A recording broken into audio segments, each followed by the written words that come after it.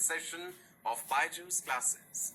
बायजूस न केवल भारत बल्कि पूरे विश्व का बेहतरीन एजुकेशनल प्लेटफॉर्म जहां पे आपको मिलती है core quality education without any mixing.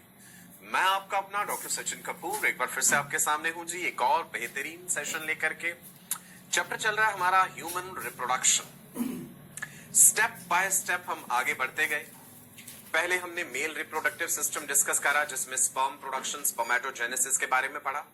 फिर फीमेल रिप्रोडक्टिव सिस्टम में ओवा प्रोडक्शन, oogenesis, folliculogenesis, फीमेल के सेकेंडरी सेक्स ऑर्गन, सब चीजें डिस्कस करी। फर्टिलाइजेशन का कंसेप्ट आपको समझाया कि भाई अगर फर्टिलाइजेशन हो जाता है तो जाइगोट बनता है। Zygote is a single celled diploid structure. Zygote में क्लीवेज डिविजन्स होते हैं और डॉटर सेल्स जो बनते हैं उन्हें क्या कहते हैं? चलिए आज का पहला क्वेश्चन, जो डॉटर सेल्स बनते हैं क्लीवेज के समय पे उन्हें क्या कहा जाता है? They are called blastomeres. पहले 2 ब्लास्टोमियर्स, फिर 4 ब्लास्टोमियर्स, फिर 8, फिर 16, 16 cell stage is called morula. Morula is solid mulberry-like structure without any central cavity. Morula से बना जी blastula. Blastula का साइज भी मोरुला जितना ही है लगभग, और मोरुला का साइज भी लगभग जाइगोट जितना है। ऐसा क्यों? साइज बड़ा क्यों नहीं हो रहा? बिकॉज एक ग्लाइकोप्रोटीनेशियस लेयर जोना पेलुसिडा अभी तक ब्लास्टुला या ब्लास्टोसिस्ट के चारों तरफ इंटैक्ट है। ये क्यों नहीं हट रही? अगर ये हट जाएगी फेलोपियन ट्यूब में ही तो वो स्ट्रक्चर फेलोपियन ट्यूब की वॉल के साथ चिपक जाएगा और ट्यूबल प्रेगनेंसी हो जाएगी। तो जोना पेलुसिडा ये इंश्योर करती है कि प्रेगनेंसी सही जगह पे जाके हो, जो कि है यूट्रस। तो भाई ब्लास्टुला को इम्प्लांट करना है यूट्रस की वॉल के साथ, यानी इम्प्लांटेशन। ब्लास्टुला का स्ट्रक्चर याद है? ब्लास्टुला को ही मैमल्स में ब्लास्टोसिस्ट कहते हैं। ब्लास्टुला में बाहर की तरफ ट्रोफोब्लास्ट है और अंदर कोने में कुछ सेल्स चिपके हुए हैं जिन्हें एम्ब्रियोब्लास्ट या इनर सेल मास कहते हैं। ट्रोफोब्लास्ट का एम्ब्रियो फॉर्मेशन में कोई रोल नहीं है। Trophoblast play role in the formation of placenta and extra embryonic membranes. सबसे बाहर वाली एक्स्ट्रा एम्ब्रियोनिक मेम्ब्रेन याद है? कोरियन। इनर सेल मास से बनता है एम्ब्रियो। जोना पेलुसिडा को हटना पड़ेगा तो ट्रोफोब्लास्ट ने प्रोटियोलाइटिक एंजाइम्स बनाए और जोना पेलुसिडा को डाइजेस्ट कर दिया। Hatching of the blastocyst. फिर ट्रोफोब्लास्ट डिवाइड करी outer syncytio trophoblast and inner cytotrophoblast में। सिंसिशियो ट्रोफोब्लास्ट यूट्रस की एंडोमेट्रियम के अंदर धंसती गई और प्लेसेंटा की नींव रखी, उसने प्लेसेंटा की फॉर्मेशन की शुरुआत हुई। ये प्रक्रिया कहलाती है इम्प्लांटेशन। पूरा रिवाइज करा रहा हूं, देख लो आपको। इम्प्लांटेशन क्या है, कैसे डिफाइन कर सकते हैं? इम्प्लांटेशन इज द एम्बेडिंग और the attachment of the developing blastocyst with the wall of uterus. Implantation के समय ब्लास्टोसिस्ट पूरी तरह से धंस जाता है यूट्रस के एंडोमेट्रियम के अंदर, और endometrium of the pregnant uterus is called decidua. Syncytio trophoblast एक हार्मोन सिक्रीट करती है, बड़ा इंपॉर्टेंट हार्मोन, ग्लाइकोप्रोटीनेशियस हार्मोन, जो यूरिन में जब आता है और हम चेक करते हैं तो प्रेगनेंसी के लिए पॉजिटिव टेस्ट मानते हैं। कौन सा है जी वो हार्मोन, बताइए चलिए जल्दी से। Syncytio trophoblast secretes a glycoproteinaceous hormone that is called HCG, human chorionic gonadotropin.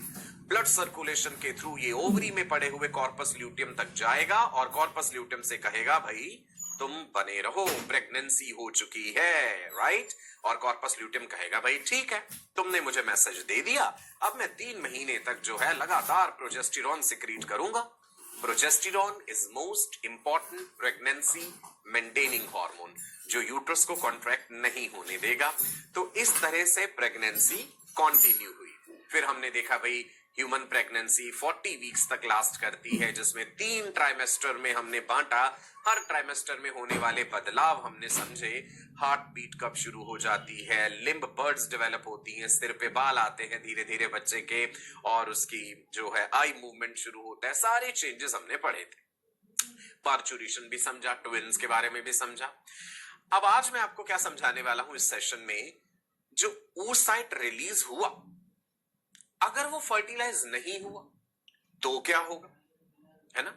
ये सारी कंडीशन तो है कि भाई सेकेंडरी oocyte फर्टिलाइज हो गया स्पर्म से, प्रेगनेंसी हो गई, तो हमने सारी स्टोरी आगे जानी। Now the question is, her monthly cycle में तो ऐसा नहीं हो रहा ना।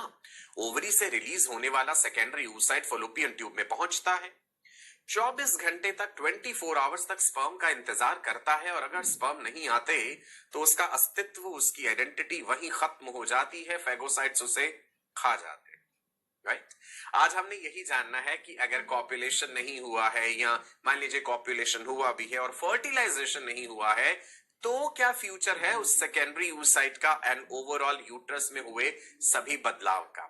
यानी आज हम डिस्कस करने वाले हैं फीमेल रिप्रोडक्टिव साइकिल, जिसे हम मेंस्ट्रुअल साइकिल भी कहते हैं। तो एक पॉजिटिव सोच, एक पॉजिटिव एनर्जी के साथ आज के इस सेशन का आगाज करते हैं। कागज कलम हाथ में जरूर रखिएगा, ये आपके सबसे बड़े साथी हैं, और साथ के साथ इंपॉर्टेंट पॉइंट्स नोट करते रहेंगे। चलिए शुरुआत करते हैं आज के अब सेशन की। चलो बढ़ते हैं आगे जी। सी फर्टिलाइजेशन, रिकॉल कर लीजिए पूरी स्टोरी, मैंने रिकैप दे भी दिया भैया आपको। जर्नी ऑफ द ओवम हमने पढ़ा था कि भाई ओवा जो है, ओवम हम लैंग्वेज की कन्वीनियंस के लिए कह देते हैं, वैसे हमें कहना चाहिए इसे जी secondary oocyte।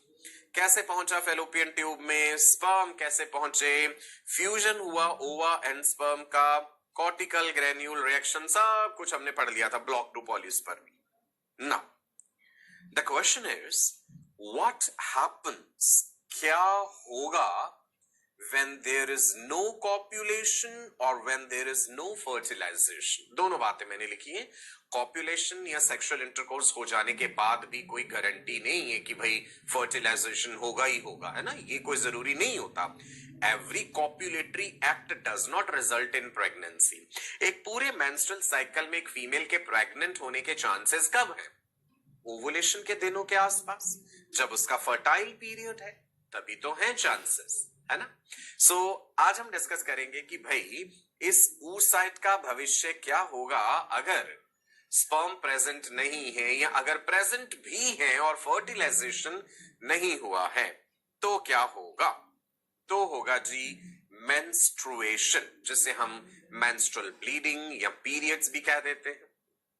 So we will thoroughly understand this concept of menstrual cycle in detail, right? साथ के साथ इंपॉर्टेंट चीजें नोट करते जाइएगा। Menstruation word जो है, it is etymologically related to moon, menstruation, menstrual cycle, lunar cycle, moon का cycle। Now, moon से क्यों रिलेट कर रहे हैं? बिगिनिंग में, बहुत शुरुआत में, जिन वैज्ञानिकों ने, जिन साइंटिस्ट ने फीमेल का रिप्रोडक्टिव साइकिल स्टडी करा, सो बाय डिफॉल्ट उन्हें ऐसा लगा कि it is coinciding with the lunar cycle. चांद का भी तो अपना साइकिल होता है ना, 28 दिन का जो साइकिल है मून का, 14 दिन तक चांद बढ़ता है, फिर चांद घटता है, पूर्णिमा आती है, अमावस्या आती है, वैक्सिंग फेस, वेनिंग फेस, है ना। उन्हें ऐसा लगा कि 28 दिनों में चांद में जो बदलाव हो रहे हैं, साथ के साथ फीमेल के शरीर में भी कुछ बदलाव हो रहे हैं, राइट। बिकॉज अगर हम बहुत पुरानी बातें करें, बहुत पीछे चले जाएं, जब हमारे घर भी नहीं होते थे, इंसान, जब ह्यूमन सिविलाइजेशन इतना डेवलप नहीं हुआ था, हम लोग ऐसे ही ओपन एरिया में, जंगलों में या ग्रासलैंड्स में जहां भी रहते थे, है ना। उस समय तो हमारी बॉडी नेचुरल लाइट को एक्सपोज्ड थी, दिन के समय सनलाइट को, रात के समय मून लाइट को। तो मून में होने वाले साइकिल ने शायद कभी कुछ ऐसा बदलाव रखा हो उस फोटो पीरियड ने ह्यूमन बॉडी में। लेकिन अगर हम अब बात करें, अब तो हम आर्टिफिशियल लाइट को भी एक्सपोज्ड हैं, है ना। तो अब ये कह पाना कि क्या मून की वैक्सिंग वेनिंग फेज का कोई असर होता है फीमेल रिप्रोडक्टिव फिजियोलॉजी में, this is little controversial and it's very difficult to study. Anyway, मैं आपको बिगिनिंग की बातें बता रहा हूं कि ये चीजें कोरिलेट कैसे हुई। तो वैज्ञानिकों को शुरुआत में ऐसा लगा कि भाई हो सकता है चांद में जो 28 दिन में साइकिल हो रहा है, वो फीमेल के शरीर में भी साथ के साथ कुछ बदलाव हो गए हैं। तो मूनस्ट्रल साइकिल से मेंस्ट्रुअल साइकिल, ये वर्ड धीरे धीरे डिराइव हो गया। The term menstruation and menses are derived from Latin menses यानी month, which in turn relates to the Greek mene, Greek में mene बोल देते हैं यानी मुंह। तो चांद का साइकिल या एक महीने का साइकिल या मासिक भी बोल देते हैं ना हम हिंदी में, महीना भी बोल देते हैं इस चीज को। सो अब आप समझे ये मेंस्ट्रुअल साइकिल शब्द का ओरिजिन किस प्रकार से हुआ है। सभी फीमेल्स में साइकिल 28 डेज का हो ऐसा बिल्कुल जरूरी नहीं है, ये बात भी मैं आज आपको क्लियर करूंगा। मेंस्ट्रुएशन को नॉर्मली हम पीरियड भी कह देते हैं या मंथली साइकिल भी कह देते हैं। बेसिकली इसमें है क्या, it is regular discharge of blood and mucosal tissue, जैसे कलेक्टिवली मेंसेस कहते हैं। अच्छा ध्यान दीजिएगा, हम कह तो देते हैं कि मेंस्ट्रुअल साइकिल में there is loss of blood, तो वो कंप्लीटली ब्लड नहीं है, उसमें और भी बहुत सारी चीजें हैं। तो बहुत से वैज्ञानिक ये कहते हैं कि हमें उसे मेंस्ट्रुअल फ्लूइड कहना चाहिए, जिसकी कॉम्पोजिशन का एक हिस्सा ब्लड है और इसके अलावा भी उसमें और चीजें हैं, जैसा कि यहाँ पे म्यूकोसल टिश्यू भी लिखा गया है। So it is not 100% blood, it has other things also. I will repeat. It is the regular discharge of blood and mucosal tissue from the inner lining of the uterus through vagina. Vagina के जरिए जो है ये सब substances जो हैं, मतलब mucosal tissue, blood and many other substances that comes out periodically from the vagina. आप यहाँ पे स्क्रीन पे देख पा रहे हैं, आपको हार्मोन्स भी दिख रहे हैं कि भाई FSH का लेवल बढ़ रहा है, LH का बढ़ रहा है, किस प्रकार ईस्ट्रोजन, प्रोजेस्टेरॉन, ये सारे हार्मोन्स जो है मिलकर के साइकिल को रेगुलेट करते हैं। पिट्यूटरी के हार्मोन्स का भी रोल है यानी LH और FSH का। ओवरी के द्वारा खुद जो रिलीज किए जा रहे हैं ईस्ट्रोजन एंड प्रोजेस्टेरॉन, उनका भी रोल है, राइट। सो मेंस्ट्रुअल साइकिल को हार्मोन्स रेगुलेट करते हैं। टिपिकल ड्यूरेशन जो है साइकिल का, आपने जनरली 28 दिन सुना है, but let me tell you, very few females of the entire female population have a perfect 28 day cycle. ज्यादातर फीमेल्स में या ये 28 से कम होगा या 28 से ज्यादा होगा। Typical duration of the menstrual cycle, जो टिपिकल ड्यूरेशन है साइकिल का, between the first day of one period and the first day of the next period, right. मान लीजिए आज पहला दिन है मेंस्ट्रुअल साइकिल का और इसके बाद जब अगले महीने में पहला दिन होगा, सो उन दोनों के बीच का जो गैप है वो टोटल ड्यूरेशन कहलाएगा। सो यंग फीमेल्स में 21 से लेकर 45 दिन तक का हो सकता है, 21 to 45 डे। गौर फरमाइएगा, some females can have a 45 day cycle also। अगर किसी में 45 डे साइकिल है तो मतलब 3 महीने में 2 बार ही साइकिल होगा। 45 plus 45 is 90, 90 days means 3 months। तो कहने का मतलब है even if there are 2 cycles in a duration of 3 months, 3 महीने में अगर किसी को 2 बार साइकिल हो रहा है, then also the doctors say it's okay, it's normal। अगर इससे भी ज्यादा ड्यूरेशन जा रही है, then some kind of problem may be there with the body and a gynecological examination is required। Is it clear? Even if there are 2 cycles in a duration of 3 months, then also it is considered normal। तो young females में 21 से 45 दिन तक का duration हो सकता है। Adults, जब इंसान एडल्ट एज तक पहुंचता है तो 21 to 35 डेज का हो सकता है। अच्छा, ये भी जरूरी नहीं होता कि अगर इस महीने किसी को साइकिल 28 डेज का हुआ है तो आने वाले 6 महीने भी वो हर बार 28 डेज का होगा, नहीं, वो उससे कम या ज्यादा हो सकता है, हल्का फुल्का फ्लक्चुएशन हो सकता है। बिल्कुल परफेक्टली किसी का साइकिल सेम ड्यूरेशन का चले ये जरूरी नहीं होता। बहुत सारे फैक्टर्स हैं जो साइकिल की ड्यूरेशन को इफेक्ट करते हैं। फीमेल की हेल्थ, डाइट किस तरह की ले रही है वो, कोई हार्मोनल डिस्टर्बेंस तो नहीं है, कोई और डिजीज तो नहीं है, उसका इमोशनल स्टेट कैसा है, कोई स्ट्रेस तो नहीं है, कोई दवाइयां तो नहीं खा रही। So that means there are so many factors which affect the duration of the cycle, right. Amenorrhea term हम यूज करते हैं जब साइकिल स्टॉप हो जाता है, स्टॉपेज ऑफ द साइकिल, जिसकी कई वजह हो सकती हैं। प्रेगनेंसी उनमें से एक रीजन है, और भी रीजंस हो सकते हैं। सो एवरेज मेंस्ट्रुअल साइकिल जो हमने कह दिया जी यहाँ पे 28 डेज का, बट दैट डजंट मीन कि सब में 28 डेज होगा। अब इन 28 डेज में जो मेंस्ट्रुअल ब्लीडिंग है वो कितने दिन होगी? कुछ फीमेल्स में 3 डेज हो सकती है, कुछ फीमेल्स में 5 डेज हो सकती है, कुछ फीमेल्स में 7 डेज भी हो सकती है, कुछ में हैवी फ्लो हो सकता है मेंस्ट्रुअल ब्लीडिंग का, कुछ में नॉर्मल हो सकता है, कुछ में स्कैंटी भी हो सकता है, कम हो सकता है, राइट। इसमें भी कोई हार्ड एंड फास्ट रूल नहीं होता है, ठीक है।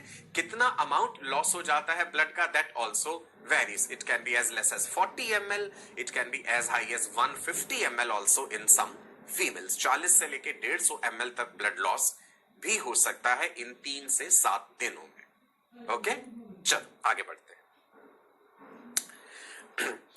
Variability of the menstrual cycle lengths is highest for women under 25 years of age। मैंने कहा ना, यंग फीमेल में ये वेरिएबिलिटी ज्यादा है ना। कम एज जिनकी है उनमें अभी अभी हमने देखा था 21 से 45 दिन तक वेरिएबिलिटी चली जाती है, और ऐसी वेरिएबिलिटी बहुत कम मिलती है हमें लोएस्ट, और मतलब कि साइकिल सबसे ज्यादा रेगुलर रहता है 25 से 39 इयर्स ऑफ एज तक। तो मतलब शुरुआत के साइकिल्स इरेगुलर हो सकते हैं, और एंड में जब मेनोपॉज की तरफ अप्रोच कर रही है फीमेल, तब साइकिल्स इरेगुलर हो जाते हैं। सबसे ज्यादा रेगुलरिटी रहती है 25 से 25 से 39 इयर्स ऑफ एज तक। Variability increases slightly for women aged 40 to 44। 40 से 44 साल मतलब 40 to 40 इयर्स ऑफ एज में ये वेरिएबिलिटी, ये फ्लक्चुएशन साइकिल की लेंथ में ज्यादा हो जाती है। मेनोपॉज जब हो जाता है तो cycle stops occurring. Menstruation stops occurring after menopause, जो कि 45 से 55 साल तक की उम्र तक हो सकता है। देखा गया कि अब मेनोपॉज की एज भी जल्दी होने लग गई है। फीमेल में 45 से 50 साल की उम्र तक भी मेनोपॉज देखने को मिल रहा है, बिकॉज ऑफ डिफरेंट रीजंस। चलो अब देखते हैं मेंस्ट्रुअल साइकिल के क्या क्या फेजेस हैं। शुरुआत की बातें तो आपने समझी।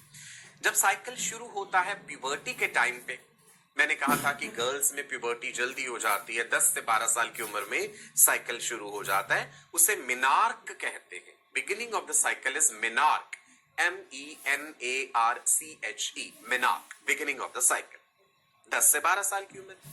मेनोपॉज इज द स्टॉपेज और the termination of the cycle, जो कि 45 से 55 साल या 45 से 50 साल तक की उम्र में होता है। सो मेनार्क से मेनोपॉज तक के बीच के जो इयर्स हैं, वो फीमेल का रिप्रोडक्टिव लाइफ स्पैन कहलाता है। शुरुआती कुछ इयर्स में लगभग 2-2.5 साल तक साइकिल काफी ज्यादा इरेगुलर हो सकता है और एन ओवुलेटरी भी हो सकता है। मान लीजिए 10 इयर्स या 11 इयर्स ऑफ एज पे किसी फीमेल में साइकिल शुरू हुआ, तो उस समय हो सकता है कि यूट्रस में ब्लीडिंग तो हो रही है, बट एक्चुअल में ओवरी से ओवुलेशन नहीं हो रहा है प्रॉपर्ली। एन ओवुलेटरी साइकिल्स कहते हैं उसे। And the same applies towards the end stage also. Menopause जब अप्रोच होने वाला होता है, तब भी साइकिल जो है वो इरेगुलर होने लग जाते हैं एंड एन ओवुलेटरी भी होते हैं। अब इस मेंस्ट्रुअल साइकिल को या फीमेल रिप्रोडक्टिव साइकिल को हम स्टडी करते हैं ब्रॉडली, पहले 2 भागों में बांट लेते हैं इस चीज को। हम ये कहेंगे कि we can study the cycle on the basis of changes which are occurring in the ovaries, यानी ovarian changes, and on the basis of changes which are occurring in uterus, uterine changes।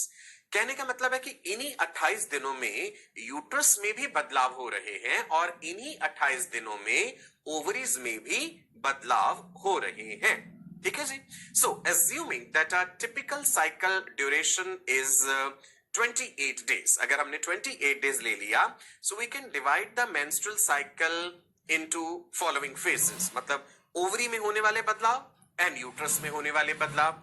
Ovary में होने वाले जो बदलाव है, उस समय ovary में क्या क्या हो रहा है जी? फॉलिक्यूलर फेस होगा, ओवरी में ओव्यूलेशन होगा डे 14 पे, ओवरी में ल्यूटियल फेस होगा। ये हमने किस आधार पे कहा? देखो चलो समझो इधर, मैं एक ग्राफिकल वे में आपको ये बना के दिखाता हूं। 28 डेज का हमने साइकिल लिया, ओवुलेशन कब होगा? Mid of the cycle, day 14। लेकिन ये mid of the cycle term हम तब यूज करेंगे अगर साइकिल 28 दिन का है। सभी फीमेल्स में 28 डे का साइकिल नहीं होता। ओवुलेशन का दिन निकालने का सिंपल फॉर्मूला है, ovulation occurs 14 days before the onset of next menses. Next menstrual bleeding जब होना है उससे 14 दिन पीछे आ जाइए, वो उस फीमेल का डे ऑफ ओवुलेशन होगा। तो अगर किसी फीमेल का साइकिल 40 दिन का है तो उसका डे ऑफ ओवुलेशन कैसे कैलकुलेट करेंगे? आप कहेंगे सर बिल्कुल सिंपल है, 40 में से 14 माइनस कर दीजिए, यानी 26वां दिन साइकिल का जो होगा, डे 26 जो होगा, वो उसका डे ऑफ ओवुलेशन है। तो ये नहीं कर देना कि 40 का आधा कर दो और डे 20 उसका डे ऑफ ओवुलेशन होगा, नहीं। Ovulation occurs 14 days before the onset of next menses. अगली डेट से 14 दिन पीछे आना है, और अगर साइकिल 28 दिन का है तो 28 में से 14 माइनस करेंगे, बाय डिफॉल्ट हमें 14 ही मिलता है। 28 minus 14 is 14, which is half of 28। ठीक है, सो डे 14 पे हुआ ओव्यूलेशन। 1 से लेकर के 14 तक, डे 1 टू डे 14 ओवरी में चलता है फॉलिक्यूलर फेज। एफपी लिख दिया मैंने शॉर्ट में, भाई फॉलिक्यूलर फेज, यानी इस समय फॉलिकल डेवलप कर रहे हैं। अब आप सोच रहे होंगे ये डे 1 से क्या मतलब है? क्या ये महीने की पहली तारीख को कहा गया डे 1? नहीं, डे 1 का मतलब है first day of menstrual bleeding. जिस तारीख को उस फीमेल में यूट्राइन ब्लीडिंग हो रही है, वो उसके साइकिल का पहला दिन कहलाएगा। और वो महीने की कोई भी तारीख हो सकती है, किसी के लिए वो 4 तारीख, 5 तारीख, 15, 16, 20, 25, 28, कुछ भी। ठीक है जी, the first day of menstrual bleeding is counted as day 1 of the cycle. तो जब यूट्रस में ब्लीडिंग हो रही है, उसी समय उसकी ओवरी में फॉलिकल्स डेवलप होना शुरू हुए हैं। तभी हमने कहा कि भाई फॉलिक्यूलर फेज है। 1 से लेके 14 तक, 14वें दिन पे हो गया जी ओव्यूलेशन। ओवुलेशन का दिन भी मैंने आपको बताया था कि जरूरी नहीं है भाई डे 14 ही हो, प्लस माइनस 2 हो सकता है, वो है ना, एक आधा दिन आगे पीछे चलता है। उसके बाद बन जाता है जी ओवुलेशन के बाद ओवरी में क्या, कॉर्पस ल्यूटियम। ग्राफियन फॉलिकल के बच्चे कुछ सेल्स एक टेम्परेरी एंडोक्राइन ग्लैंड बनाते हैं ना, कॉर्पस ल्यूटियम।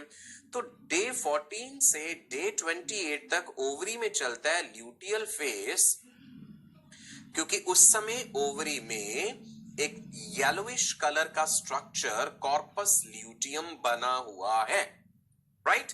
सो हम साइकिल को ओवरी के आधार पे भी पढ़ेंगे। इन्हीं 28 दिनों में ओवरी में भी बदलाव हो रहे हैं, और इन्हीं 28 दिनों में यूट्रस में भी बदलाव हो रहे हैं, राइट।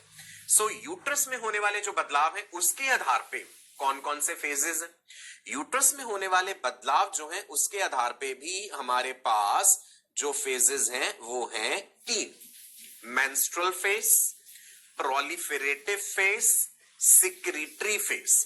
ध्यान देना, ये जो नाम है ना पहले वाले, फॉलिक्यूलर, ओव्यूलेटरी, ल्यूटियल, ये किस आधार पे हैं? On the basis of changes which are occurring in ovary. Simultaneously मतलब पैरेलली, साथ के साथ यूट्रस में भी बदलाव हो रहे हैं। तो उन्हीं 28 दिनों में जो यूट्राइन चेंजेस है उसमें है मेंस्ट्रुअल फेज। मेंस्ट्रुअल फेज जो कि रहेगा साइकिल के पहले दिन से डे 1 टू डे 3। कुछ फीमेल्स में 5 दिन हो सकता है, कुछ में 7 दिन हो सकता है। ठीक है जी। प्रोलिफेरेटिव फेज मतलब यूट्रस की एंडोमेट्रियल लाइनिंग अपने आप को रिपेयर कर रही है, प्रोलिफेरेट कर रही है, ईस्ट्रोजन के इफेक्ट में वहां पे माइटोसिस हो रहा है। प्रोलिफेरेटिव फेज लास्ट करता है डे 3 से आगे डे 14 तक। अब आप देखो, जब हम ये शुरुआती 14 दिनों की बात कर रहे हैं, उसी समय ओवरी में कौन सा फेज चल रहा है? ओवरी में है जी डे 1 से लेके डे 14 तक कौन सा फेज है? उस समय तो फॉलिक्यूलर फेज है, जब फॉलिकल्स डेवलप कर रहे हैं। तो ओवरी कहेगी भाई मुझ में फॉलिकल डेवलप कर रहे हैं, यूट्रस कहेगा ठीक है, इन्हीं 14 दिनों में मुझ में ये बदलाव हो रहे हैं। ओवरी से आने वाले हार्मोन्स ही यूट्रस में ये चेंजेस करते हैं, ये भी ध्यान रखना है। Uterine changes are under the effect और influence of ovarian hormones. Oestrogen release हुआ ब्लड में, उसने एंडोमेट्रियम में प्रोलिफेरेशन करवाया, माइटोसिस करवाई, ओवरी में फॉलिकल तैयार हो रहा है, वो साथ के साथ पैरेलल उसके हार्मोन्स यूट्रस को तैयार कर रहे हैं। हो सकता है ओवरी से रिलीज हुआ oocyte फर्टिलाइज हो जाए तो उसे यूट्रस में इंप्लांट करना है, यूट्रस को अपने आप को पहले से तैयार रखना होगा उसके लिए। ठीक है, तो पैरेलल में ये चेंजेस चल रहे हैं। फिर क्या हुआ जी, ओवरी में जब आ जाता है ल्यूटियल फेज, मतलब कॉर्पस ल्यूटियम बन गया डे 14 से डे 28 तक ल्यूटियल फेज। कॉर्पस ल्यूटियम के नाम से ही ल्यूटियल फेज है। कॉर्पस ल्यूटियम ने प्रोजेस्टेरॉन बनाया ज्यादा मात्रा में, ब्लड सर्कुलेशन के थ्रू वो प्रोजेस्टेरॉन यूट्रस पे जाके एक्ट करा और पैरेलल में यूट्रस में शुरू हो जाता है सिक्रीटरी फेस। और ओवुलेटरी फेस जो है वो कौन सा है, जो एक्चुअल में डे 14 है, उसे दिन तो ओव्यूलेशन हुआ है। Is it clear? ये बात आपको समझ आई? 28 दिन का साइकिल ओवरी में होने वाले बदलाव के आधार पे भी स्टडी करेंगे और वही 28 दिन का साइकिल पैरेलल में यूट्रस में होने वाले जो चेंजेस हैं उसके आधार पे भी हम स्टडी करेंगे। ठीक है, राइट जी। चलो आगे बढ़े। Now see ovarian cycle. पहले समझ लेते हैं कि भाई उन्हीं 28 दिनों में ओवरी में क्या क्या हो रहा है। पहले बात करते हैं फॉलिक्यूलर फेज की, जो कि डे 1 से डे 14 तक है। तो डे 1 जब है साइकिल का, मैनी फॉलिकल्स 15 से 20 फॉलिकल हो सकते, दे start developing in the ovary. अब आप सोचेंगे ओवरीज तो दो हैं, राइट की बात हो रही है लेफ्ट की, दोनों में से कोई भी हो सकती है। अगर एक महीने में राइट ओवरी थी, अगले महीने लेफ्ट ओवरी होगी। So on day 1 of the cycle many follicles से 15 to 20 start developing in the ovary, maybe right, maybe left। किस हार्मोन के रिस्पॉन्स में ऐसा हो रहा है? In response to FSH of the anterior pituitary. Follicle stimulating hormone anterior pituitary से blood circulation के थ्रू ओवरी तक पहुंचा, राइट ओवरी तक भी पहुंचेगा, लेफ्ट ओवरी तक भी पहुंचेगा। जिस ओवरी के पास ज्यादा रिसेप्टर्स है, नंबर ऑफ रिसेप्टर्स मैटर करेगा, वहां पे वो हार्मोन अपना ज्यादा असर दिखाएगा, तो वो ओवरी में फॉलिकुलर डेवलपमेंट प्रोसीड हो जाएगा। स्टेप बाय स्टेप अब देखें। अच्छा, ओवरी से LH भी तो आ रहा है, दो पिट्यूटरी से LH भी आ रहा है, पिट्यूटरी दो गोनेडोट्रोपिन्स बना रही है। FSH is follicle stimulating hormone, LH is luteinizing hormone. अब आप साथ के साथ देखिए, यहां पे दिखाया गया है। आप याद कीजिए, हमने जब oogenesis एंड फॉलिक्यूलोजेनेसिस पढ़ा था, फॉलिक्यूलर डेवलपमेंट की अलग अलग स्टेजेस बताई थी मैंने आपको। क्या क्या थी? Primordial follicle, primary follicle, secondary follicle, tertiary follicle and final mature follicle, that is Graafian follicle. Okay, now follicle के अंदर क्या है? oocyte है। oocyte की डेवलपमेंट की अलग अलग स्टेजेस भी देखी थी। oogonia से बना था प्राइमरी oocyte, जिसकी मियोसिस रुक गई थी, डिक्टिएट oocyte बन गया। फिर बना था सेकेंडरी oocyte और फिर उसके बाद बना था जी ओवम, जब स्पर्म पेनिट्रेट कर गया था। जो ओवरी से रिलीज होता है वो क्या होता है? Secondary oocyte। तो यहां पे आपको फॉलिक्यूलर फेज दिखाया गया है जी। ठीक है, on day 1 of the follicle on day 1 of the cycle many follicles they start developing in response to FSH। लेकिन जब तक 7वां दिन आता है ना, मैंने कहा ना 15-20 फॉलिकल राइट या लेफ्ट ओवरी में एक साथ डेवलप होना शुरू हुए, by the time there is day 7 of the cycle only one dominant follicle remains. जितने भी डेवलप होना शुरू हुए थे ना, बाकी सब खत्म हो जाते हैं। By day 7 of the cycle one dominant follicle remains, others undergo follicular atresia. Atresia याद है? Genetically programmed process of follicular degeneration. तो 7वें दिन पे जो एक डोमिनेंट फॉलिकल बचता है, वही डोमिनेंट फॉलिकल ग्रो करके ग्राफियन फॉलिकल बना देता है डे 7 टू डे 14 तक। ये ग्राफियन फॉलिकल बना। ठीक है जी। नाउ देखते हैं यहां पे some of the secondary follicles. देखो, प्राइमोडियल से प्राइमरी, प्राइमरी से सेकेंडरी तक पहुंचे, तो कुछ secondary follicle in the ovary begin to secrete oestrogens and even inhibin. अब ईस्ट्रोजन हार्मोन तो ओवरी से ही आ रहा है।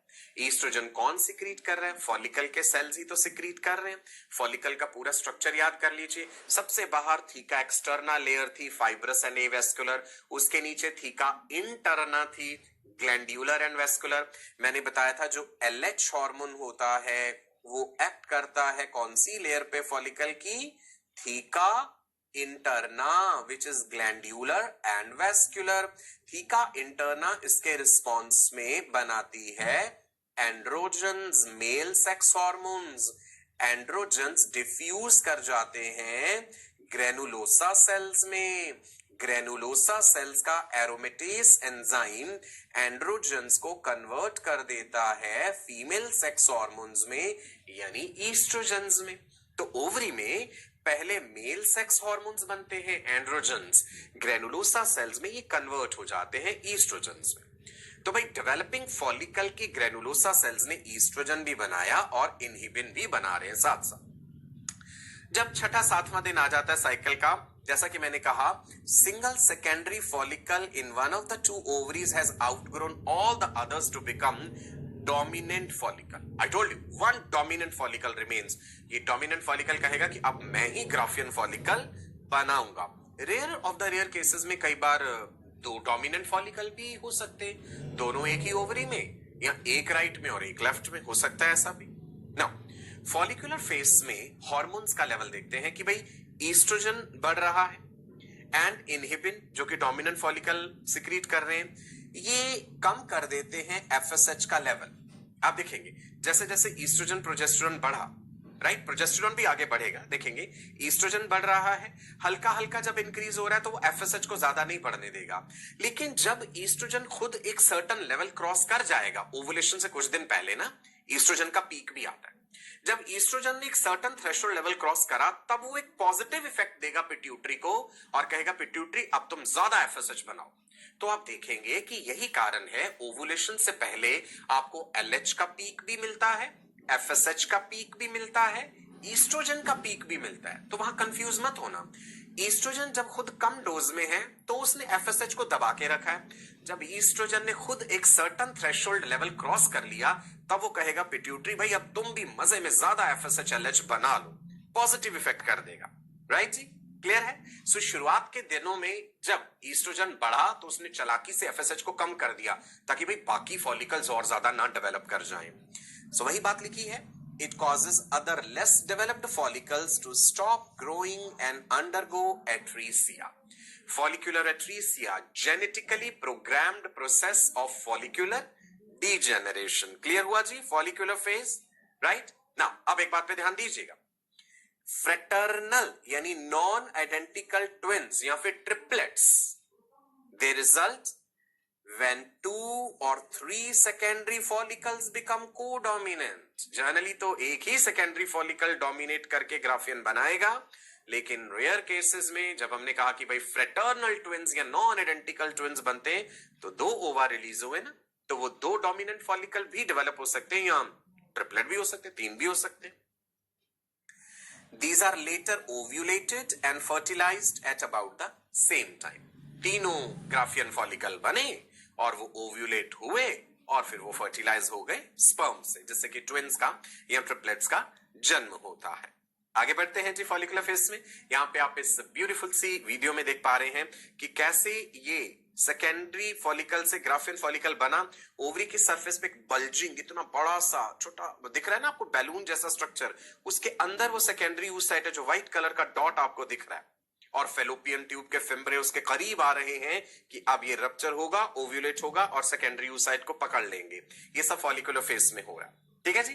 One dominant secondary follicle becomes mature Graafian follicle which continues to enlarge जब तक कि 20 मिलीमीटर या उससे ज्यादा डायमीटर नहीं हो जाता, 25 मिलीमीटर तक इसका डायमीटर हो जाता है. And the follicle forms a blister like bulge due to swelling antrum on the surface of the ovary. Ovary के सरफेस पे एक स्वेलिंग स्ट्रक्चर नजर आ रहा है ना, स्वोलन सा, वही है, वो रप्चर हो जाना है और ओवुलेशन हो जाएगा. सो हम पहुंच गए जी ओव्यूलेटरी फेज में. जब ओवुलेशन होना है मतलब नेक्स्ट मेंसेस से 14 days before, that is the day of ovulation.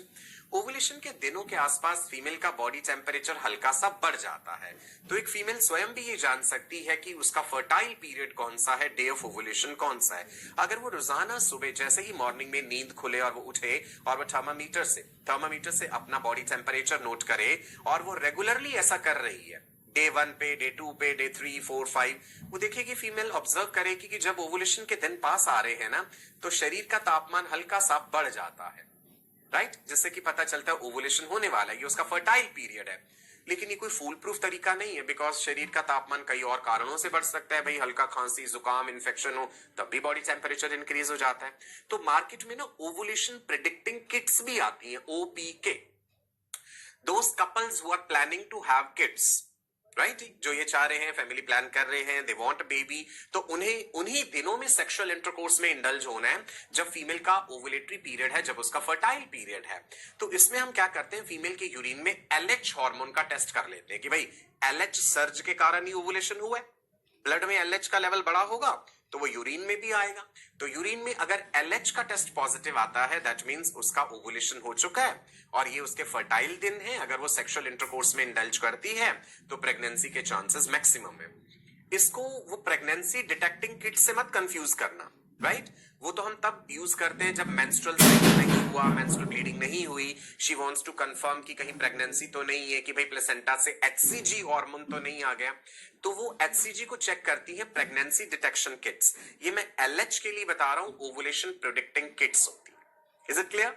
चलो ओवुलेटरी फेज समझते हैं जी। Rupture of Graafian follicle and there is release of secondary oocyte into pelvic cavity. Directly fallopian tube में नहीं घुसेगा, फीमेल की बॉडी कैविटी में गया सेकेंडरी oocyte, जहां से फिम्ब्रे उसे पकड़ेंगे। यही प्रक्रिया ओवुलेशन है and occurs on day 14 in a 28-day cycle। अगर साइकिल ज्यादा दिन का हुआ तो आप उस हिसाब से ये दिन कैलकुलेट करेंगे। Both ovaries generally alternate in the process of ovulation। अगर एक साइकिल में राइट ओवरी ने बनाया है तो अगले महीने लेफ्ट बनाएगी, फिर राइट फिर left, but there is no hard and fast rule. कई बार same ovary continues producing ova for many months, sometimes same ovary continues producing ova for many months. तो कोई हार्ड एंड फास्ट रूल नहीं होता है इसमें। पढ़ते हैं आगे ओवुलेशन के बारे में। It occurs 14 days before the onset of next menstruation. This is very important. कितने भी दिनों का साइकिल आपको बताया गया हो, आप डे ऑफ ओवुलेशन बता सकते हैं। If the cycle is of 35 days, the day of ovulation will be 35 minus 14, that is day 21. तो आपने ये हाफ नहीं कर देना कि अगर 35 दिन का साइकिल है तो 35 का आधा कर दो, 17.5 पे ओवुलेशन होगा, नहीं। वो हाफ वाली बात तब आती है अगर साइकिल 28 डेज का हो, जो कि जरूरी नहीं है। अब आप यहां पे देखिए जी, ओवरी के सरफेस से ये फॉलिकल रप्चर हुआ, ग्राफियन फॉलिकल, और वो oocyte रिलीज हुआ जिसे फेलोपियन ट्यूब के फिम्ब्रे पकड़ने की कोशिश कर रहे हैं। फेलोपियन ट्यूब, इनफंडिबुलम याद है ना, fimbriae the finger like processes, ostium है ओपनिंग फेलोपियन ट्यूब में जहां पे वो सेकेंडरी oocyte एंटर कर जाएगा। और कई बार ऐसा भी होता है that the secondary oocyte is lost in the body cavity, phagocytes उसे खा जाते हैं और वो खत्म हो जाता है। पर अगर स्पर्म फेलोपियन ट्यूब को क्रॉस करके पहुंच गए बॉडी कैविटी में तो हो सकता है वो इस सेकेंडरी oocyte को बॉडी कैविटी में ही फर्टिलाइज कर दे और एब्डोमिनल प्रेगनेंसी हो जाए, which is very dangerous and has to be surgically removed. Clear? आज आपने देखा 3 डायमेंशनल वे में ओवुलेशन, राइट? नाउ कई फीमेल्स में ओवुलेशन के इस समय पे हल्का फुल्का दर्द भी हो सकता है, वो हम जानेंगे कि वो किस कारण से, बिकॉज ऑफ दैट फ्लूइड और little amount of blood which is lost in the body cavity. कौन से हार्मोन ने ओवुलेशन करवाया है ये ध्यान रखना है, एलएच ने, luteinizing hormone. LH is ovulation causing hormone, right जी। 14th डे पे एलएच सर्ज होता है। ओके, मैं ग्राफिकली बना के दिखाऊं, इधर देखिएगा। एनसीईआरटी में जो ग्राफ बना हुआ है ना वो बहुत इंपॉर्टेंट है, हार्मोन्स वाला। Day 1, day 14, this is day 28 of the cycle. तो ये था जी हमारा ओवुलेशन वाला दिन। एलएच का हार्मोन का लेवल हल्का हल्का बढ़ता है। ओवुलेशन से पहले एक शार्प पीक आती है एलएच में, फिर एलएच डाउन चला जाता है। ये जो शार्प पीक है ओवुलेशन से एक दिन पहले, इसको एलएच सर्ज कहते हैं। This is very important. ये क्वेश्चन हमसे पूछ सकते हैं, कौन सा हार्मोन ओवुलेशन कॉज करता है? ध्यान रखेंगे, ओवुलेशन कॉजिंग हार्मोन या ovulation inducing hormone is LH, luteinising hormone, pituitary से आता है ये, ठीक है। इसका इंपॉर्टेंट रोल है। अगर एलएच सर्ज को ब्लॉक कर दें तो ओवुलेशन नहीं होगा। 1 day prior to ovulation, ovulation से एक दिन पहले, the level of LH rises sharply, उसे LH सर्ज कहते हैं। जब ये LH का लेवल बढ़ा तो इसने क्या करा, ग्राफियन फॉलिकल की वॉल को तोड़ दिया। ग्राफियन फॉलिकल के अंदर सेकेंडरी oocyte पड़ा है लेकिन वो वेल प्रोटेक्टेड है, उसके चारों तरफ कोरोना रेडिएटा, क्यूम्यूलस ऊफोरस, जोना पेलुसिडा, ये सब है। तो oocyte कहेगा मैं अपने बचाव के लिए इन सारी लेयर्स को अपने साथ लेके चलता हूं। बताया था ना, oocyte is protected by so many layers. So LH surge ruptures wall of Graafian follicle and secondary oocyte surrounded by zona pellucida, corona radiata, cumulus oophorus is released from ovary. After ovulation, जब ovulation हो गया, remaining cells of Graafian follicle ने एक temporary endocrine gland बनाई जिसे corpus luteum या yellow body कहते हैं, क्योंकि उसमें ल्यूटिन प्रोटीन है, कैरोटिन पिगमेंट है। तो कॉर्पस ल्यूटियम के नाम से ही अब ओवुलेशन के बाद शुरू हो गया ल्यूटियल फेज। ईस्ट्रोजन भी सिक्रीट करता है कॉर्पस ल्यूटियम, लार्ज अमाउंट में प्रोजेस्टेरॉन करता है। कॉर्पस ल्यूटियम का दूसरा नाम yellow body, it has lutein protein and carotene pigment, जिसके कारण येलोइश कलर आता है, राइट जी। From time to time an oocyte is lost into pelvic cavity where it disintegrates. जरूरी नहीं है हर बार फेलोपियन ट्यूब में जाए। Fimbriae of the fallopian tube में fail to capture the oocyte, तो वही खत्म हो जाएगा, 24 घंटे बाद फेगोसाइट्स खा जाएंगे। राइट ओवरी से निकला oocyte लेफ्ट फेलोपियन ट्यूब में भी जा सकता है, लेफ्ट ओवरी से निकला oocyte राइट फेलोपियन ट्यूब में भी जा सकता है। स्मॉल अमाउंट ऑफ ब्लड, थोड़ा बहुत ब्लड जो लीक आउट कर जाता है पेल्विक कैविटी में उस रप्चर्ड फॉलिकल से, उससे हल्का फुल्का दर्द हो सकता है। It can cause little pain, mittelschmerz कहते हैं इसे, at the time of ovulation.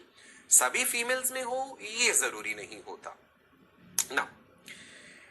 N over the counter home test, जो कि मैंने पहले आपको बताया था, that detects a rising level of LH can be used to predict ovulation 1 day advance, OPK, ovulation predicting kits। तो कौन सा हार्मोन चेक करती हैं ओवुलेशन प्रेडिक्टिंग किट्स? LH। तो उसमें करना क्या है कि फीमेल को अपने साइकिल के डेज तो पता है, अगर उसे टोटल ड्यूरेशन पता है तो उसे ओवुलेशन का दिन पता होगा। 1-2 दिन पहले वो अपना यूरिन में ये टेस्ट जो है सिंपली घर पे परफॉर्म कर सकते हैं। You just have to put few drops of urine on that kit and the colour indicates कि भाई LH है या नहीं है। अगर यूरिन में LH है तो इसका मतलब है ओवुलेशन हो चुका है और उसका फर्टाइल पीरियड है, ठीक है जी। सो यहां पे आप देख सकते हैं कि जब ग्राफियन फॉलिकल रप्चर हो गया, एक येलो कलर का टेम्परेरी एंडोक्राइन स्ट्रक्चर बना है कॉर्पस ल्यूटियम, और ये कॉर्पस ल्यूटियम अगर तो प्रेगनेंसी हो जाती है तो 3 महीने तक बना रहता है। लेकिन हम पढ़ रहे हैं नॉर्मल मेंस्ट्रुअल साइकिल भाई जिसमें प्रेगनेंसी नहीं हुई है, तो ये कॉर्पस ल्यूटियम अब डीजेनरेट कर जाएगा थोड़े दिनों बाद। ये कहेगा कि भाई देखो डे 15 पे, डे 16 पे मैं बन गया हूं, मैं डे 27, 26 तक डीजेनरेट होना शुरू हो जाऊंगा। 10 दिन 12 दिन तक, इससे ज्यादा मैं जिंदा नहीं रह सकता। प्रोजेस्टेरॉन का लेवल डाउन आ जाएगा और यूट्रस कॉन्ट्रैक्ट कर जाएगा, तो यूट्रस में फिर मेंस्ट्रुअल ब्लीडिंग हो जाएगी। ठीक है जी, क्लियर है? Luteal phase, corpus luteum. Luteal phase के बारे में जान लेते हैं। If the oocyte is not fertilised, यही बात तो हम पढ़ रहे हैं, सेकेंडरी oocyte रिलीज हुआ और फर्टिलाइज नहीं हुआ। The corpus luteum has a lifespan of nearly 2 weeks. 10 दिन, 12 दिन, या 14 दिन, ज्यादा से ज्यादा इतना, इससे ज्यादा नहीं। Then its secretory activity declines and degenerates into corpus albicans or the white body. ये भी इंपॉर्टेंट है, ये क्वेश्चन भी पूछ लेते हैं। Degenerating corpus luteum का नाम क्या है? Degenerating corpus luteum is corpus albicans or white body. Okay? आप ओवरी का सेक्शन काटिए रैंडमली, अगर किसी भी मंथ में आप कभी भी सेक्शन काट के देखेंगे ओवरी का, आपको छोटे छोटे व्हाइट कलर के डॉट्स नजर आएंगे। वो व्हाइट कलर के डॉट्स क्या है ओवरी में? पिछले सभी मेंस्ट्रुअल साइकिल के वो डीजेनरेटेड कॉर्पस ल्यूटियम, यानी क्या है? कॉर्पस एल्बिकेंस है, व्हाइट डॉट जो डीजेनरेटेड कॉर्पस ल्यूटियम को रिप्रेजेंट करते हैं। सो हमने देखा कि 28 दिनों में ओवरी में क्या क्या बदलाव हो रहे हैं। Follicular phase, ovulatory phase, luteal phase. इसी के पैरेलल यूट्रस में भी तो बदलाव हो रहे हैं ना। ओवरी में जो हार्मोन्स रिलीज हुए हैं वो ब्लड सर्कुलेशन के थ्रू यूट्रस तक गए। अब हम देखेंगे कि यूट्राइन साइकिल क्या है, यूट्रस में कौन कौन से फेजेस हैं। बताया था आपको डे 1 टू डे 3 तो मेंस्ट्रुअल फेज है, ब्लीडिंग फेज है। देन डे 3 ऑनवर्ड्स डे 14 तक प्रोलिफरेटिव फेज है, जब ईस्ट्रोजन हार्मोन यूट्रस की लाइनिंग को प्रोलिफरेट करवाएगा, तैयार करवाएगा। तो मेंस्ट्रुअल फेज में क्या है, जैसे हम मेंस्ट्रुएशन भी कहते हैं, 3 से 5 दिन तक या 7 दिन तक भी हो सकता है, By convention, the first day of the menstruation is day 1 of a new cycle. तब नया साइकिल शुरू हो गया है, राइट? तो जब यूट्रस में ब्लीडिंग हो रहा है, इसका मतलब है पिछले साइकिल वाला जो कॉर्पस ल्यूटियम था वो रिग्रेस कर चुका है.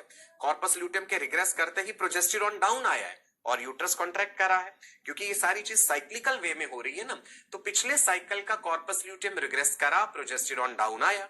प्रोजेस्टेरॉन के डाउन आते ही एलएच और एफएसएच अप हो जाते हैं. क्योंकि जब तक प्रोजेस्टेरॉन खुद ज्यादा है तब तक वो एलएच और एफएसएच को ज्यादा अमाउंट में सिक्रीट नहीं होने देता. यही कारण है कि जब ल्यूटियल फेस होता है, कॉर्पस ल्यूटियम जब प्रेजेंट है, प्रोजेस्टेरॉन का लेवल ज्यादा है, तो उस समय नए फॉलिकल्स क्यों नहीं बन रहे, क्यों नहीं ग्रो कर रहे? क्योंकि एलएच और एफएसएच कम है. प्रोजेस्टेरॉन का एक इनहिबिटरी इफेक्ट है. जैसे ही प्रोजेस्टेरॉन का लेवल डाउन आएगा, ओवरी में डे 1 ऑफ द साइकिल शुरू हो जाएगा, फॉलिकल डेवलप करने लगेंगे. क्योंकि प्रोजेस्टेरॉन के डाउन आते एलएच और एफएसएच ऊपर हो गए और प्रोजेस्टेरॉन के डाउन आते यूट्रस कॉन्ट्रैक्ट करा है और ब्लीडिंग शुरू हो गई. राइट जी? The discharge occurs because reason declining levels of progesterone and even estrogen decline हुआ है, that stimulates the release of prostaglandins, जिसके कारण यूट्राइन स्पाइरल आर्टेरियोल्स कंस्ट्रिक्ट करते हैं.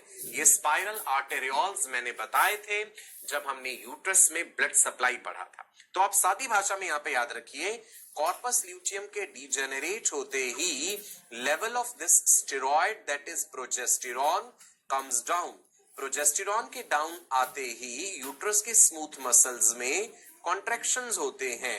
Uterine contractions occur. यूट्रस के कॉन्ट्रैक्ट होते ही जितनी एक्स्ट्रा एंडोमेट्रियल लाइनिंग बनी होती है, जो सब तैयारी हुई थी यूट्रस में, वो सब शेड हो जाती है along with blood and mucus. ठीक है? तो यूट्रस ने अपने आप को तैयार करा था. जब ओवरी में चल रहा था फॉलिकुलर फेज, ईस्ट्रोजन आ रहा था, तो उस समय यूट्रस जो है अपने आप को तैयार करवा रहा था. एंडोमेट्रियल लाइनिंग जो थिक हुई थी, अब वो सब शेड हो जाएगी, थिन हो जाएगी. आप देख सकते हैं यहाँ पे, राइट? इस विजुअल में आपको दिखाया गया है कि किस प्रकार से यूट्रस ने कॉन्ट्रैक्ट करना है. And blood and mucus lining everything will be shed out through vagina. Vagina की जो एक्सटर्नल ओपनिंग है, vaginal orifice, that is covered by a perforated membrane which is called hymen. तो हाइमन मेम्ब्रेन के pores जो हैं उनके थ्रू blood loss होगा. मेंस्ट्रुअल फ्लो जो है उसमें 40 से 150 ml तक ब्लड होता है, राइट? वेरी करता है ये. टिश्यू फ्लूइड भी है, म्यूकस भी है, एपिथेलियल सेल्स भी हैं जो एंडोमेट्रियम के शेड हुए हैं. सो मैंने कहा था ना कि वो एक्सक्लूसिवली ब्लड नहीं है, हमें उसे मेंस्ट्रुअल फ्लूइड कहना चाहिए. Menstrual fluid is the correct name for the flow, although many people prefer to refer it as menstrual blood, but it should be menstrual fluid, right? It is reddish brown, a slightly darker color than venous blood. Half of the menstrual fluid is blood and remaining is mucus and tissue fluid. Do you know that menstrual blood doesn't clot, right? menstrual blood clot नहीं करता है. एक तो vagina का pH जो acidic है, पढ़ा था ना, लैक्टोबैसिलस एसिडोफाइलस बैक्टीरिया के कारण, एसिडिक पीएच के कारण फिर ब्लड जो है क्लॉट नहीं कर पाता है. ब्लड को क्लॉट करने के लिए एसिडिक पीएच नहीं चाहिए, 7.4 के करीब पीएच होगा तो ब्लड जो है क्लॉट करता है. Menstrual fluid consist of cervical mucus, cervix की ग्लैंड्स ने जो सिक्रीट करा है, वेजाइना की सिक्रीशंस हैं, एंडोमेट्रियल टिश्यू भी प्रेजेंट है उसमें. Vaginal fluids in the menses mainly contribute water, electrolytes, organ moieties, organic moieties and at least 14 proteins including glycoproteins. मतलब उसकी composition में बहुत सारी चीजें हैं. आपको इंडिविजुअली एक एक चीज याद रखने की जरूरत नहीं है, मोटे मोटे तौर पे याद रख लीजिएगा. उसमें सर्वाइकल म्यूकस भी है, वेजाइनल सिक्रीशंस हैं, ब्लड है, एंडोमेट्रियल टिश्यू है. ये सब चीजें मिल करके मेंस्ट्रुअल फ्लूइड बनता है. Many females can notice blood clots during menstruation. अगर menstrual fluid में clots आ रहे हैं, that indicates that some kind of problem may be there. These appear as clumps of blood that may look like tissue, right? Now please remember, acidic pH of vagina and plasmin contained in the endometrium tends to inhibit the blood from clotting. This is important. Sometimes they ask you this question कि why menstrual blood normally does not clot. The reason is कि pH acidic है, acidic pH पे blood clot नहीं करता है, और उसमें plasmin present है। प्लाज्मिन जो है क्लॉट को नहीं बनने देगा। प्लाज्मिनोजन से प्लाज्मिन बनता है ना, ब्लड क्लॉटिंग में पढ़ा होगा आपने। ओके, चलो एक इंटरेस्टिंग बात बताता हूं अब आपको। सेक्सुअल इंटरकोर्स होना चाहिए मेंस्ट्रुअल फेज में या नहीं होना चाहिए? चलिए जी देखते हैं। Sexual intercourse during menstruation does not cause damage, but women's body is more vulnerable because उस समय vaginal pH is higher and comparatively less acidic than normal. Normally वो 3.9 टू 4.5 है, इस समय भी एसिडिक है, तभी तो वो ब्लड नहीं क्लॉट कर पा रहा, लेकिन उतना एसिडिक नहीं है, तो विजाइनल इन्फेक्शन के चांसेस बढ़ जाते हैं। Cervix is lower in its position, cervical opening is more dilated, बाहर के बैक्टीरिया भी आसानी से अंदर जा सकते हैं। Uterine endometrial lining is absent, so it allows the organisms direct access to bloodstream through the numerous blood vessels. Uterus की लाइनिंग शेड हुई है, तो बाहर से किसी भी बैक्टीरिया पैथोजन के शरीर में अंदर आके फीमेल के ब्लड वेसल्स में एंटर करने के चांसेस ज्यादा हैं। So all these conditions increase the chances of infection during menstruation. That's why doctors advise, health workers advise that sexual intercourse should not be performed during the menstrual bleeding days. Is it clear जी? Right. अब आप यहां पे देख पा रहे हैं एक पूरा फ्लो चार्ट की फॉर्म में, ये ग्राफिकल फॉर्म में आपको सभी हार्मोन्स का लेवल दिखाया गया है। आपको ध्यान रखना है, ये ग्राफ इंपॉर्टेंट है, एनसीईआरटी में भी दिया हुआ है, वहां पे भी अच्छे से उसे प्रैक्टिस कर लीजिएगा। कैसे कैसे एलएच बड़ा है, कैसे कैसे एफएसएच बड़ा है, ईस्ट्रोजन का पीक कहां है, प्रोजेस्टेरॉन का पीक ल्यूटियल फेस में आएगा, उस समय कॉर्पस ल्यूटियम बना हुआ है। नाउ लिसन वन थिंग, अगर मैरिड कपल हैं, they are planning to have kids and female में मेंस्ट्रुएशन नहीं हुआ है, so that's a good news that she is pregnant. But हमेशा ऐसा जरूरी नहीं है, साइकिल ना होने के कई और कारण भी हो सकते हैं। सो is it always a good news? No, it is always not a good news.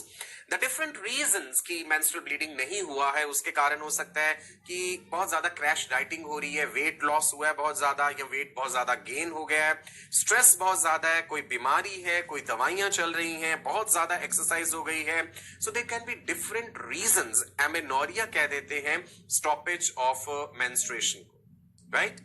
Now beginning में हमने पढ़ा था कि जब शुरू होता है menstrual cycle, that is what is called as menarche, 10 से 12 साल की उम्र में, और जब साइकिल स्टॉप होता है that is called as menopause.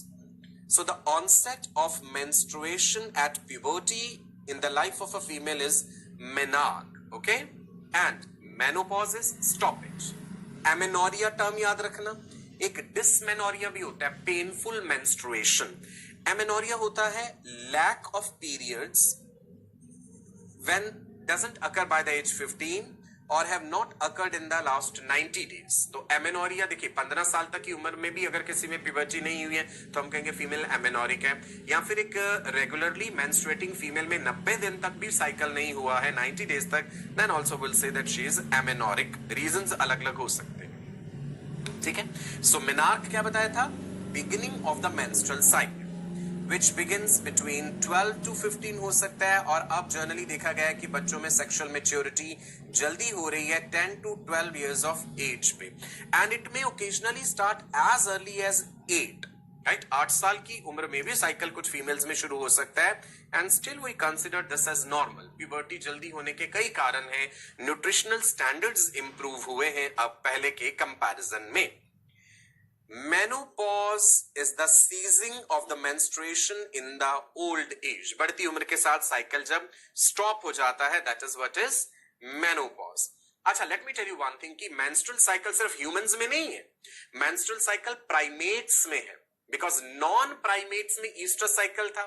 तो और कौन कौन से होते हैं primates? humans के अलावा apes हैं, monkeys हैं, इनमें भी menstrual cycle होता है। हर फीमेल को प्रॉपर मेंस्ट्रुअल हाइजीन मेंटेन करना बड़ा जरूरी है। एक बैलेंस डाइट भी लेनी चाहिए फीमेल को, मेंस्ट्रुअल हाइजीन प्रोडक्ट्स यूज करने होते हैं, और उन प्रोडक्ट्स को फिर प्रॉपर्ली डिस्कार्ड भी करना है, राइट? सैनिटरी पैड्स आपने सुने हैं, टैम्पून्स भी होते हैं, some females they use that, and जो पैड है that can be made up of cloth also, और जैसा कि मार्केट में अवेलेबल भी हैं which are made up of different materials. You can see the tampons. Many females they are allergic to vaginal tampons और वो use नहीं करते हैं। मेंस्ट्रुअल कप्स भी जो हैं आजकल चल रहे हैं मार्केट में, राइट जी? क्लियर है इतना? नाउ डू यू नो कि कुछ एप्स भी आती हैं, जैसे आजकल तो भाई टेक्नोलॉजी का जमाना है, आप अपने सेल फोन में, मोबाइल फोन में मेंस्ट्रुअल पीरियड को ट्रैक करने के लिए एप्स भी डाउनलोड कर सकते हैं, अलग अलग नाम से ये अवेलेबल है। ठीक है जी? Is it clear? चलिए, सो आज के इस सेशन में हम इतना ही रखते हैं। That means we have finished this chapter, human reproduction, male reproductive system, female reproductive cycle, fertilization, pregnancy, everything we have covered, and I'm sure you have enjoyed the chapter a lot. बहुत सारी नई चीजें आपको सीखने को मिली हैं। इन्हीं चीजों को आगे जाके और ज्यादा डिटेल में पढ़ना है जब आप MBBS में चले जाएंगे, और आप में से बहुत सारे बच्चे आगे जाकर के गायनिकोलॉजी भी लेना चाहेंगे as their specialisation. My good wishes are with you. Daily practice papers जरूर प्रैक्टिस करते रहिए जी।